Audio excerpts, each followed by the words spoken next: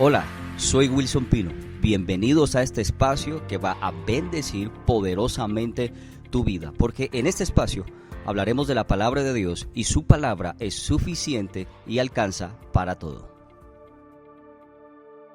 Primera de Samuel 17, arrancamos este mensaje esta semana hablando de la victoria sobrenatural y sorprendente que Dios le dio a David contra un gigante. Y usamos el texto que aparece en el versículo 40, que dice: pero tomó su vara y su honda y puso en su bolsa 5 piedras del río. Bien, es interesante saber que David usó solo una piedra para eso. Y quiero enseñarte algunas cosas que me enseñaron y me enriquecieron mucho, porque yo creo que la palabra de Dios toda en su contenido es profético. Todo lo que la palabra de Dios enseña tiene un contenido profético muy poderoso, porque la palabra habla de Jesús. Y toda la vida de Jesús y las obras de Jesús fueron proféticas. Nada de lo que Jesús hizo era una casualidad. Todo tenía un plan, un propósito. Por supuesto, todavía estamos descubriendo, aprendiendo. Han pasado 2000 años y todavía la palabra de Dios nos sigue sorprendiendo tremendamente. Y en ese pasaje de la palabra, en Samuel, ahí en la victoria de David, todo lo que ocurrió ahí es profético. Las 5 piedras que tomó David también eran proféticas. ¿Sabes por qué?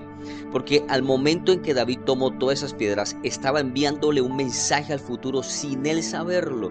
Me gusta eso, porque la palabra de Dios dice que todos los que somos hijos de Dios somos guiados por el Espíritu de Dios, lo cual quiere decir que todo lo que hacemos y todo lo que decimos no es inocente. Recibe eso en el nombre de Jesús. Todo lo que tú dices no es inocente. Todo lo que tú haces no es inocente. Tendrá una consecuencia. Pero para nosotros es una consecuencia profética que habla acerca del futuro y las cosas que van a pasar. De modo que al tomar David 5 piedras, usa una sola para matar al gigante de su época, de su momento, pero también las 4 piedras restantes le estaban hablando un mensaje al futuro, o estaba enviando un mensaje a las cosas que iban a suceder luego. Una piedra fue usada para Goliat, qué poderoso, pero las otras 4 piedras serían usadas futuramente para futuros gigantes. Me gusta eso, porque mira, en la palabra de Dios, en Primera de Crónicas, en el capítulo 20, versículos del 4 al 8, aparece una historia tremenda de los valientes de David. Y presta atención, dice la palabra de Dios en el versículo 15, en segunda de Samuel, que es el primer gigante que es derrotado. Dice: volvieron los filisteos a hacer guerra a Israel, y descendió David y sus siervos con él, y pelearon con los filisteos, y David se cansó. Y dice la palabra en el verso 16, Isbi Benot, uno de los descendientes de los gigantes, cuya lanza pesaba 300 siclos de bronce, y quien estaba ceñido con una espada nueva, trató de matar a David. Pero aquí aparece lo tremendo. Mas Abisai, hijo de Sarbia, llegó en su ayuda e hirió al filisteo y lo mató. Y este es el primer gigante que se derrota después de que David tiene esa victoria en ese valle contra Goliat. Y las 4 piedras restantes, la primera le habló a Isbi Benot. Ahora, ahí en Crónicas, Primera de Crónicas 20, quiero leerlo ahora, aparece el segundo gigante que es derrotado. Y el versículo 4 dice: después de esto, aconteció que se levantó guerra en Geser contra los filisteos, y Sibecai, Usatita, mató a Sipai de los descendientes de los gigantes, y fueron humillados. Y ahí viene el segundo gigante, Sipai.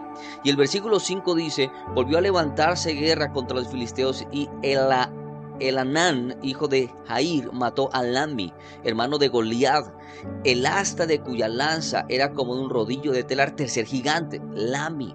Y luego el verso 6 dice la palabra: y volvió a haber guerra en Gad, donde había un hombre de grande estatura, el cual tenía 6 dedos en pies y manos, 24 por todos, y era descendiente de los gigantes. Este hombre injurió a Israel, pero lo mató Jonatán, hijo de Simea, hermano de David. Entonces date cuenta que las piedras que tomó David eran proféticas. Una la usó él, pero las 4 siguientes la usó su ejército, sus amigos, sus compañeros, la siguiente generación que iría a la guerra, que iría a la batalla. Escúchame, todo lo que tú haces Todo lo que tú hablas no es inocente. Le está hablando al futuro, le está hablando a tus hijos, le está hablando a tus nietos, le está hablando a tus bisnietos. Quiero recordarte lo que te dije minutos atrás. Todos los que somos hijos de Dios somos guiados por el Espíritu de Dios. Quiero enseñarte dos cosas particulares. Todo esto que estamos aprendiendo hoy de los nombres de los gigantes y por qué te lo estoy leyendo es porque los nombres de los gigantes significaban cosas puntuales.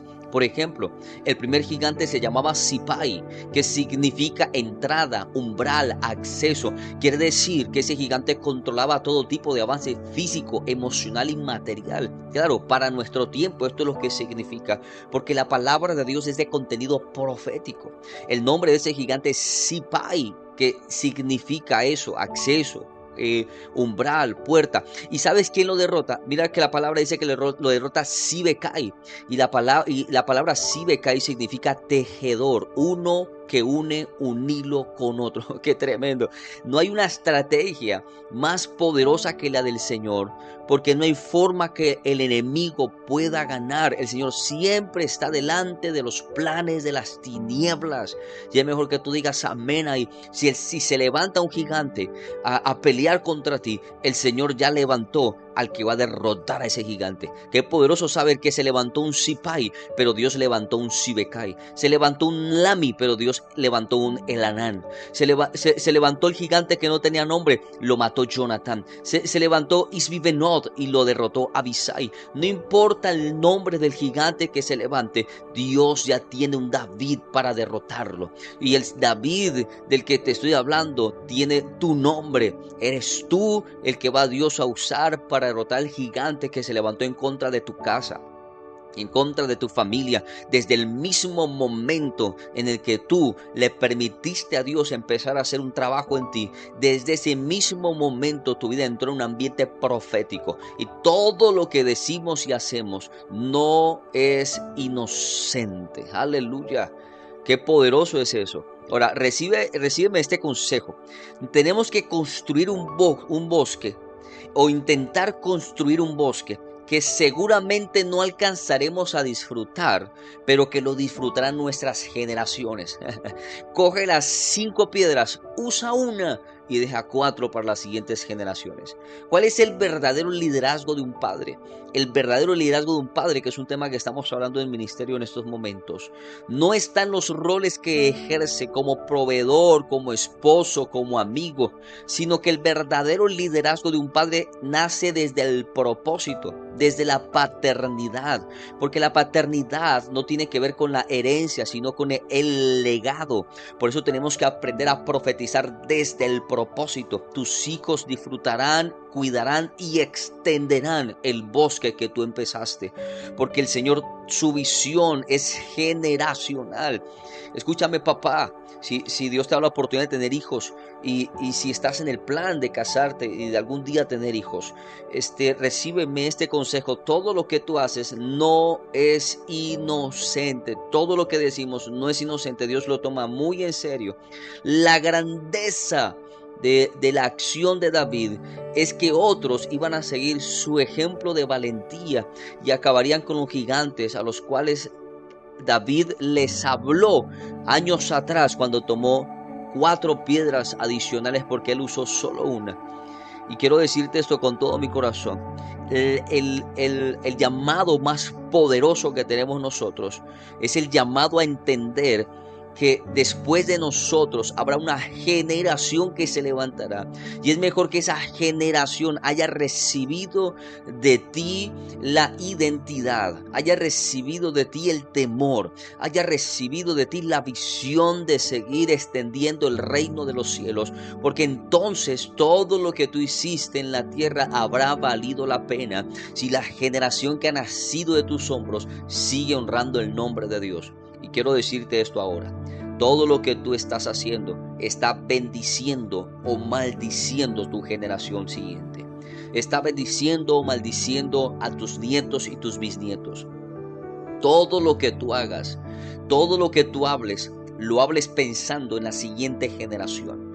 Lo hables pensando que estás tomando piedras adicionales que no la usarás tú, pero la usarán tus hijos. A tus hijos se le levantarán gigantes, pero no te preocupes. Dios ya tiene a esos matagigantes listos. Aleluya. Mi hermano, hemos llegado al final de esta serie y también al final de esta semana. Todo lo que pase de aquí en adelante sea sobrenatural. Recuerda que la palabra de Dios es de contenido profético y que tu vida también entre en ese ambiente profético, en ese ambiente de lo sobrenatural, que cosas tremendas empiecen a suceder y a pasar a tu alrededor con el único propósito de que el reino de los cielos se siga extendiendo en la tierra. Estamos en tiempos desafiantes, estamos en tiempos peligrosos, pero también estamos en tiempos donde creemos que la mano de Dios se moverá sobrenaturalmente. Recibe desde este audio el poder y la presencia de Dios que caigan sobre tu vida ahora mismo, en el nombre poderoso de Jesús. Su presencia, su poder, su unción te capacitan y te preparan para la obra para la cual Él te necesita listo. Te bendigo en este fin de semana, que sea sobrenatural todo lo que te acontezca. Recuerda que eres bendecido, recuerda que eres sano y que el Señor te ha prosperado y te seguirá prosperando. Hecho está en el nombre de Jesús. Amén. Gracias por haber escuchado este mensaje que se ha bendecido tu vida. Te invito para que nos acompañes a nuestros servicios presenciales y para que nos sigas en las plataformas digitales. Ahí encontrarás más contenido que va a enriquecer tu vida. Gracias.